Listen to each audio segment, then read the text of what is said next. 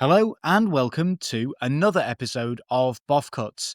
Remember, these are shorter episodes. We're focusing on all of the poems from the poetry anthology to begin with, and they're designed to give you little focused, bite-sized episodes that you can use for some quick revision. Okay, we're focusing on Storm on the Island today by Seamus Heaney, and the structure of the episode reflects how we want you to be approaching the exam itself. Title and then quotation analysis.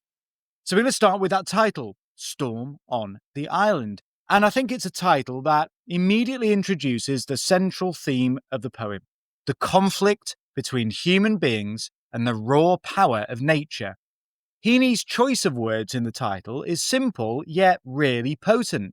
It creates an expectation within readers of violence and turmoil, which is a really fitting introduction to the poem's exploration of the islander's vulnerability in the face of the storm.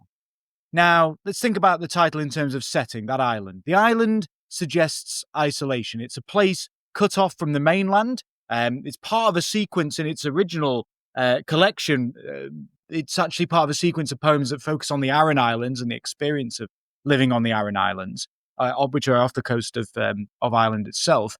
And this is where people live with nature in its most uncontrollable forms. Heaney isn't just referring to a physical place, though, but also to a mental and emotional space where the inhabitants are left to face nature's wrath with no external support or means of escape. The island, then, is both a literal and figurative space of human vulnerability and self-reliance. And then we can zoom in on that word storm. The storm in the title is not simply a meteorological event, but I think we can think of it symbolically. It's a symbol of chaos, aggression, natural force and power. The word storm conjures images of violent winds, driving rain, and unpredictable fury. It's a force of nature that is both uncontrollable, but also often destructive. The storm in this case could also be seen as a metaphor for external threats, political or social, more on that in a moment, but also internal struggles, fear, anxiety. Those are stormy emotions, and they're emotions that the community must face up to and endure. I also want to think about the action of the storm. The use of that word suggests that nature is not simply a passive force out there, and often, something beautiful to look at, but actually something active, capable of causing harm. A storm is a force of nature that doesn't just simply occur, it feels like it attacks. In this way, Heaney is emphasizing the human struggle against nature's overwhelming power. The islanders' preparedness and the storm's violent onslaught creates a narrative of conflict between human resistance and uncontrollable natural forces. But the title, we know, is really open to interpretation. It's ambiguous. Its brevity doesn't specify the nature of the storm. Its metaphorical depth is left for us as readers to explore. So as I said before, the storm can represent not just literal weather, but also wider, what we might call existential threats. The storms of violence, political unrest, social upheaval, and this is really key when viewed in an Irish and Northern Irish context. So don't forget, storm on the island. When you read it together, you get that word stormont. It's a subtle but poignant layer here. If we think about that, Stormont refers to the Northern Ireland Parliament, which is a building in Belfast. Now, we know that Irish history, all of Irish history, really, has been in many ways stormy, politically stormy. And this is a prescient poem. It's a poem that looks ahead in some ways to the storms of the Troubles. It's not contemporaneous with them. It's not written at the same time, but it kind of looks ahead to the storms of the Troubles and the political and even military unrest that has characterized a lot of Northern Irish and Irish history more generally. So it's a very, very rich title, lots to talk about in the title. But now we need to move on. We're moving on to our first of our three quotations. First is famous opening line, "We are prepared. We build our houses squat." Quotation 1. So the poem begins with this statement of readiness and resilience. We establishes a collective voice. The island community is together and seems to be speaking together, showing unity in the face of nature's onslaught. Are prepared feels confident, clear, followed by the colon that leads into how they prepare. We build our houses squat. What that means literally is they build their houses low to the ground. They're sturdy, they don't have tall features.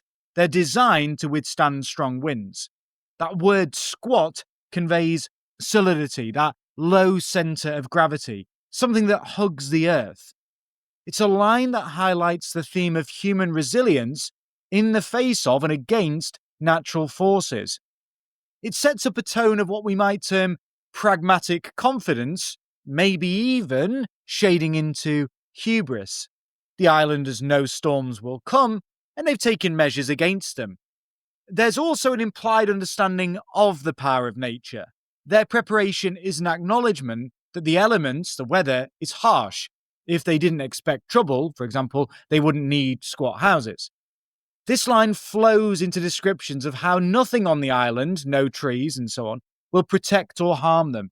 But the key is that it starts with readiness. The diction, the language choices by Heaney are plain, but they're also stoic, reflecting the no-nonsense attitude of the islanders. Structurally, opening with this line puts the reader into a kind of calm before the storm. We get a sense of that security. However, as the poem progresses, that initial certainty gets really complicated by fear. The phrase also invites the reader to consider that even though we are prepared, the coming experience is going to test that confidence. It directly ties into the theme of conflicts between humans and nature. We as humans do what we can do to secure ourselves, showing ingenuity and collective effort. We are prepared, that power of community, but nature will challenge that. So in essence, this quotation establishes the setting, a storm-prone island, but also the people's defiant readiness, which is a cornerstone of the poem's exploration of how people rationalize and cope with the threat of the natural world.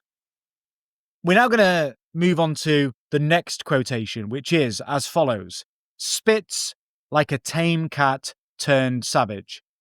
This is a really striking and multifaceted simile, and it plays a very crucial role in conveying those central themes. It shows us the storm's sudden, violent outbursts, drawing that vivid comparison to a cat that's transformed from being tame and controlled into some savage, uncontrollable force. So it's functioning not only as a description of the storm's behaviour, but it's also a key moment in the thematic development of the poem, deepening that tension between human preparedness and the overwhelming power of nature. Now, it's a simile. It uses a word like to draw that direct comparison between a storm and a cat. Here, Heaney draws upon the common knowledge of cats and their typical domesticated behaviour, setting up an expectation of predictability, only to then disrupt that expectation by presenting the cat as turned savage. This shift from the familiar to the threatening mirrors the way the storm suddenly intensifies, catching the inhabitants of the island somewhat off guard. The juxtaposition then between the tameness of the cat and its sudden savagery reflects a transformation. That storm's shift, intensity, from something manageable to an uncontrollable violent force. Remember, this is central to that key concern of the poem, the vulnerability of humans in the face of nature's unpredictable power. The verb spits is also critical in this simile, as it conveys a specific action that is abrupt, hostile, and aggressive. It's not just a physical gesture, it's a symbolic one, and it's often associated with defiance, contempt, and aggression. So in this context, the word enhances the idea of the storm as something that is actively and violently resisting the islanders' attempts to kind of endure and contain it. The choice of this verb by Heaney suggests the storm then is not just a passive natural element, but an entity that actively lashes out at the islanders. it is in some senses the embodiment of hostility and aggression itself. The word spits also evokes a sense of suddenness and unpredictability. It's a sharp, quick action, reflecting how the storm's attacks are not continuous, but come in sharp, intense bursts, much like the gusts of wind or the bursts of rain in a storm. This volatility, of course, contrasts with the earlier depiction of the islanders as prepared, reinforcing that idea that despite their best efforts to secure themselves, nature remains an unpredictable and uncontrollable force. And we come to the final quotation, the third of the three quotes. Strange, it is a huge nothing that we fear. This concluding line is a paradoxical and thought-provoking statement. After painting the storm with so many concrete images, wind, sea spray, the crashing sounds, and comparing it to military attack, all of that military semantic field, the final realization is that in literal terms, the thing causing all the fear is nothing visible or solid. It's just air. The word strange, set off by a comma, indicates the speaker's own reflection on the oddity of the situation. It's as if they themselves are slightly surprised by the conclusion. The phrase huge nothing is, of course, an oxymoron. How can nothing be huge? And yet this captures the essence of the storm. The air, or perhaps the collective might of the elements, is intangible, but its effects are enormous. Ultimately, they fear the empty air, nothing, solid that is, that bombs them with invisible force. This line drives home themes of fear and the power of nature's intangibility.